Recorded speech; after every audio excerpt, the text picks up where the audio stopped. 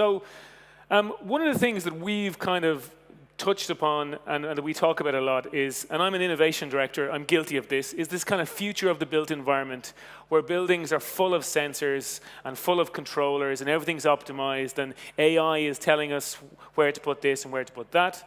And at the same time, as we walk around our built environment, our schools and our office buildings and the universities and the hospitals, and we see buildings that aren't really smart. And a couple of years ago, 2.5 years ago, we did this kind of discussion about, testing the market and testing the kind of experts. Smart buildings, so what? So where's the wow? Why should we be interested? Why should we be investing? Why should we care about smart buildings? And we wrote a IoT report. It's in English and in Finnish. I can tweet out a link afterwards at Ken Dooley. And the idea was that we kind of saw this kind of roadmap of where to go. And one of the most simple diagrams we had in the report was, we don't talk about smart buildings, we kind of talk about a smart work day. So it's not about technology, it's not about an access control letting you in a building or sensors. It's about stretching the focus of if a company wants to have a smart building, stretching the focus in time and stretching the focus in terms of location. So the company I work for or the place I visit, if it wants it to be smart, it has to help me to get there before I arrive. It has to help me get home in the evening. Getting home in the evening might be with regards to allowing me to have Zalando deliveries there, or grocery deliveries there, or landing a drone on the roof to have deliveries made. It might help me in mobility coming to and from work. It might even have an intelligent kind of assistant which says, it's 6:30 in the morning, aren't you meant to be in Turku at 9 o'clock? Shouldn't you leave soon? So this whole idea of kind of making life easier, and this whole idea of stretching location and boundaries so that even if I'm working from home or a coffee shop or whatever I am, that the smart office should kind of enable this. And one of the things that kind of where's the wow kind of became was, okay, we get that. We get that there's no massive benefit from turning on the lights with your voice, but the big benefit of a smart building comes by combining all these small technologies that have a value stack, and you'd go, okay, this is cool. And some of the poster boys for these kind of things are, you walk into your office building and the security system lets you in, but the idea is it also makes a coffee, your favorite coffee, next to your desk. And then this is 2.5 years ago, the discussion lately has been, okay, where do we start? So we get that the cool, brilliant smart office has all these kind of technologies and it all stacks together and it's this amazing experience, but not everyone can afford to go fully down that road. So it has been the discussion of, okay, we only have this much in our budget, maybe we'll invest more next year, but where do we start? And it's actually been a difficult discussion all the way through, and that's why we talked about the cumulative effect of all the technologies on top of it, because there's no one or two smart building technologies that everyone says, I want that, please. And the kind of story we've been telling is, it's a bit like buying a new car. If anyone's lucky enough to buy a new car, you might get a chance to add some extras. You might talk about, some kind of things that make it easier. You might have automatic gears or a sat-nav or a sunroof that kind of make the experience nicer. You might go for performance, have a bigger engine, add extra seats, add a tow bar to tow a trailer, or you might even go for a kind of aesthetic, such as adding metallic paint or alloy wheels. And the reason why this is like a smart building is because there's no amazing value delivered by any of these. We've kind of played a game before and we've asked people, which of these two would you choose? And it's a really wide spread. There's no one or two things here that everyone says, I have to have that in my new car. And this is kind of the challenge that smart buildings bring. And this is why it's challenging sometimes to say, okay, I can't afford everything. What do I invest in? And over the last couple of years, we've kind of become better as an industry at clearly defining what user experience means. We see it in a nutshell in buildings as being, it was make my life easier, but I think we see that now as, if you can save me time, if you can help me and support me to be healthier and safer. I would like lots of choice, maybe of the restaurants or the food on sale downstairs in the restaurant or nearby, of spaces I use in an office building. And then if you build a technology, please make it super easy to use. It can't be needing QR codes or 5 apps to download because only a certain number of people are going to use that. So this really, really simple technology is in there. So we've got better at this, but we haven't got better at the kind of value created. And then to kind of give a feeling of where the split is, you know, I work for an engineering company who specialize in the kind of building design side, so we understand the smart quite well, but we often say it can be a little bit boring. So, you know, if we're talking about leak detection or noise measurement or kind of space use, it doesn't have the wow effect or the interaction that you have with something that really changes my day. When we talk about user experience, we talk more about things like, you know, finding spaces, such as finding a car parking space in the morning, finding your colleagues or finding a free room. If we're going to give feedback, it probably needs to be one-click feedback, not typing in lots of things. And you know, we've talked a lot that sometimes the easiest thing was just showing me how long the lunch queue is in the nearby restaurant. So the discussion in user experience in smart buildings has kind of become friction-free, so please remove the top 2 or 3 or 4 things that annoy me on a daily basis, the things that kind of irritate me. Finding a car parking space, not being able to find a framery box like over there for your Skype, or spending a long time queuing for lunch. So we've kind of got better at this and understanding the divide, and it seems to be that there's a huge amount of focus on the kind of user experience layers. So one customer we've been working with this year, it's the project I've been managing mostly this year. We've been working on the Coraporti campus in Espoo for Nokia. So they've 3,000 staff. They want to kind of improve user experience. They want to improve collaboration amongst their staff. And they want to kind of reduce some of their space. And a lot of the ideas that we ended up kind of putting in the project, they had in their mind already, and we've been helping them with some of the vision and some of the technologies to do this, and then kind of project managing the project from kind of beginning to completion. It's other people's technologies, and we've just been managing and consulting on how to do this. And one of the big things in the project has been the conflict of kind of home versus office, and I'll come back to this, and the kind of pull effect of these two things.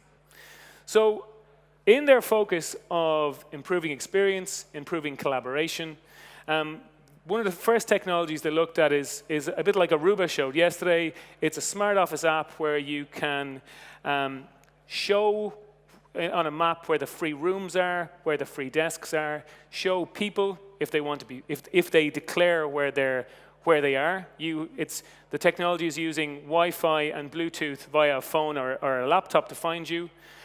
You can book rooms by 1 or 2 clicks. And then there's a kind of really helpful search function where you can search for people, or there's 1 or 2 room names on the campus that you've never been to before, and you're like, okay, where the hell is that meeting room? And it's actually coming from internal spin-off from inside Nokia. It looks like this. It has a phone app as well. And it's really aiming at this kind of user experience layer of friction-free. I can't find a desk. I can't find my colleagues. I can't find a room. And when I do find a room I want to use, I don't want to take my laptop and book it on Outlook. I want it to be either booked with 1 click, or if it's a framery box like we have kind of here, I want to occupy the space by just walking inside it. And the system then says this room isn't free anymore. So this is one of their kind of main focuses, and I'll come back to this. And the investment, what's interesting is from a kind of real estate and building person, the investment for these kind of solutions isn't coming from the real estate budget. It's coming from a kind of user experience, campus experience budget. And this has kind of been really interesting for us. In some cases, it's coming from a change management budget. They're moving kind of teams from one building to another again, and they want to kind of make the move kind of a bit nicer for people. Another really practical solution on the campus is kind of related to food. Again, coming back to things like just the friction-free approach. They have, like most places, they have the lunch restaurants on the internet, on a phone, the menus. But you can not only just see all the different menus, you can also kind of pay from your desk, and then you kind of skip some of the process in picking up your food. And then they also have a kind of a red, green, and yellow kind of communication of which restaurant area is busy right now. If it's pizza or sushi or wok or whatever it is, you can decide when to go and pick up your food. If it's really busy right now, then maybe you hold back for 5 minutes. So coming back to the kind of tug-of-war of kind of home versus work, this is something that they've seen and that we're seeing in kind of in these kind of things as in general. We can say, for simplicity, there's kind of the staff is broke up into kind of being fully mobile, working from home, or being external, of being campus mobile, so in a different building every day, depending on their meetings or their moods, and then kind of having a fixed desk. And the trend is that, you know, this is clearly decreasing. The desk-based people are clearly decreasing, and the feeling is that it eventually goes to zero.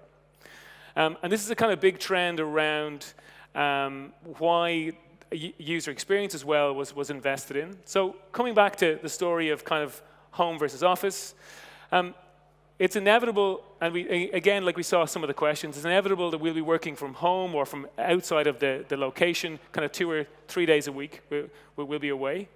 And then there's this idea then that in a kind of knowledge world where productivity is kind of equal to collaboration, we want people to interact with each other. We don't want everyone on Teams or Skype in different locations. And we keep seeing studies that say face-to-face interaction is still the best thing to have. And we also see that actually innovation and collaboration doesn't always happen in scheduled meetings in meeting rooms.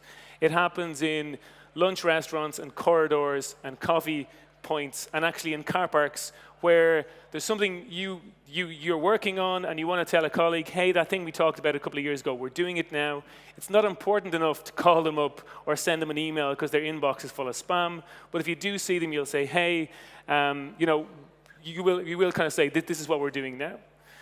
And we see this all the time in our office as well. It could even be someone that sent you an email that you totally forgot about, and then you see their face in a corridor and you say, crap, I forgot to come back. So the conflict here is kind of the convenience of home versus the office. They want people to come to the office from a collaboration point of view. So their target, and the target of many corporates, is this idea of friction-free. So any of the pains of coming to the office is taken away. And it's enticing, meaning it's attractive, meaning not only is it easy and fun to be there, but actually something pulls you in even more than normal. So the layers they've been kind of looking at, and we've been looking at with other corporates, is there's office and there's food, like I've shown, and then some of the things under discussion is something like smart parking, something like easy visitor management. So if there's a meeting at 2 o'clock, everyone doesn't come at the same time and is queuing at reception to get a badge, and then your meeting is delayed. And then a really interesting element as well is kind of pop-up services. So that there's some spaces on the campus with a reservation app where you kind of say, I would like someone I would like some dog grooming or pet minding or massage or haircuts or waxing skis at different time of the year or maintaining bikes at different time of the year or even pop-up retail. And you say, hey, I wasn't going to go to the office tomorrow, but there's an Amer Sports or Marimekko pop-up store. I think I'll go in the afternoon. Kind of really creating a kind of a pull into the campus. So the office case from Karaportti has been kind of really enlightening on how much of an attraction kind of user experience is as a starting point. Other kind of simple examples that we like.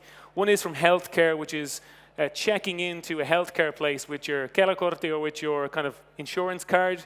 You know you have to be, this is the kind of case that I've seen in Mehiläinen, you know you have to be there around 2 o'clock, you turn up a little bit early, you don't know where you need to be, you don't have to queue at reception or speak to anyone, you swipe your card and it immediately tells you where to go. And it's a really nice kind of user experience, customer experience solution. The great thing about it is though, that the second you arrive in, the doctor is told immediately you've arrived. If you turn up early, the doctor has the chance to invite you in. They can create some extra time later in the day. If you're a little bit late, the doctor has the chance to go to the toilet, get a cup of coffee, and it's kind of seamless kind of information flow. At the same time, the healthcare or hospital is able to get kind of statistics on who's turning up, are they turning up on late, etc. So you have an investment in something that is kind of customer-oriented, that kind of makes the system more efficient, makes the people more productive, and makes the management more efficient. Similarly, in the kind of healthcare environment, you have something like wayfinding. You have, for example, you might have in a legacy large old hospital to show people where to go. It might even send you to the second floor and you walk to the elevator and go up and it calls the elevator for you. At the same time, the staff are getting you not turning up late. You might be running through the corridors to make your appointment. You're turning up not stressed. And from a smart building perspective, the user experience infrastructure, be it Wi-Fi boxes or iBeacons, they're kind of being used then for asset tracking. They're being used for smart cleaning, so that you can see where the cleaners were yesterday and tell them where to go today, and kind of smart maintenance and sending service tickets that have kind of location embedded in them. Sometimes the budget for location infrastructure just for the management side is hard to kind of justify.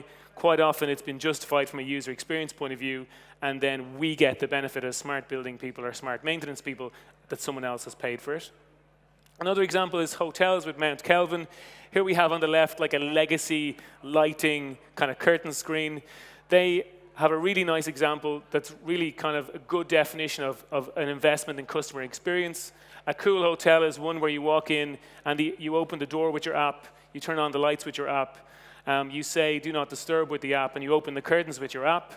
But as we know from a digital perspective, magic happens when you take, the switches aren't hardwired, so you don't have wires inside the walls connecting the switch. You don't put a piece of paper on the door to say, do not disturb.